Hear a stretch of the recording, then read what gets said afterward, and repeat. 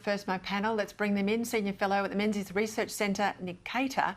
Liberal MP from South Australia, James Stephens. Gents, welcome. The Coalition, James, has accused the Treasury Department of breaching the Public Service Act. This is pretty serious. This is in relation to costings work they did regarding opposition policy. That's not on. That's against the rules.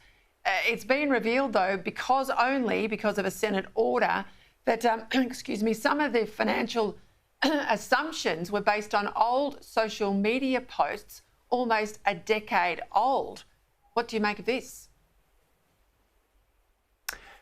Well, Peter, Jim Chalmers runs a political hit job like he does an economy, pretty poorly, frankly. And yeah, these revelations are in some ways not a surprise, because when Jim Chalmers released this information, it clearly didn't stack up. The criticism was way off, and now we find that Treasury have conceded through the release of these documents that the way in which Jim Chalmers characterised what they'd done is completely inaccurate. And I think there's more questions to be asked about the conduct of certain Treasury officials on this matter, but also Jim Chalmers needs to front up, explain himself and apologise for misleading the Australian people.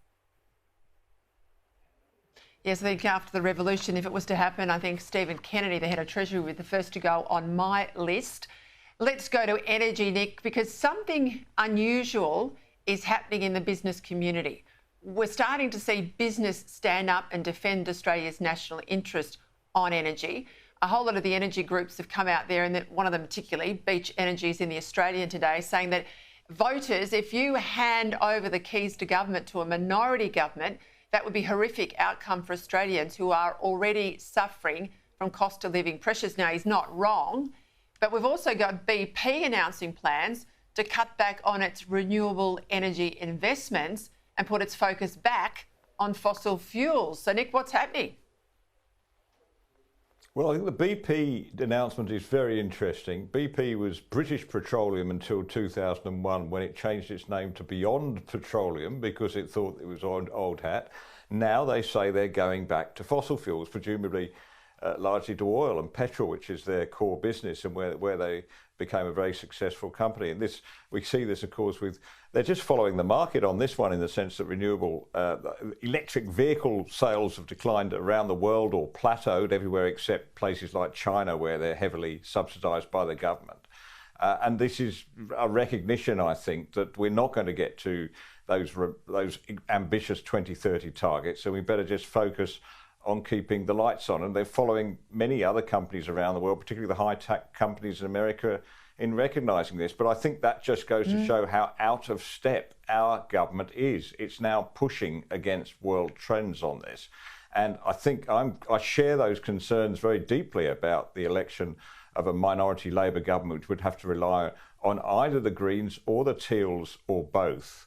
And I think when you see what Kate Cheney came out with on Monday, the Teal MP, for Curtin in Western Australia, in saying she didn't want to see the gas industry given a new lease of life. So basically the end of gas, offshore gas in WA. That'd be a disaster, not only for our economy, but certainly for our energy system, because if we're going to be stuck with so much unreliable wind and solar, we are going to need gas to back it up. That is simply a fact. That's not a political point. That is an engineering fact, and we'll be in deep trouble without it. Correct.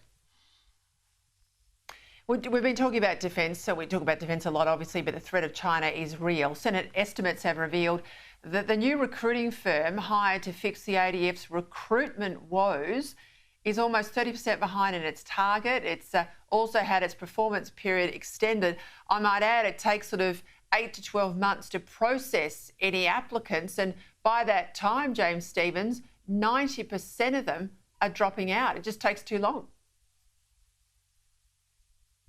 Well, Peter, this is one of many reasons why we need Andrew Hastie to be Australia's Defence Minister as soon as humanly possible, because this is one of many things that we can't be casual about. And the Labor government are clearly dismissing very genuine concern about the ability to hit these targets.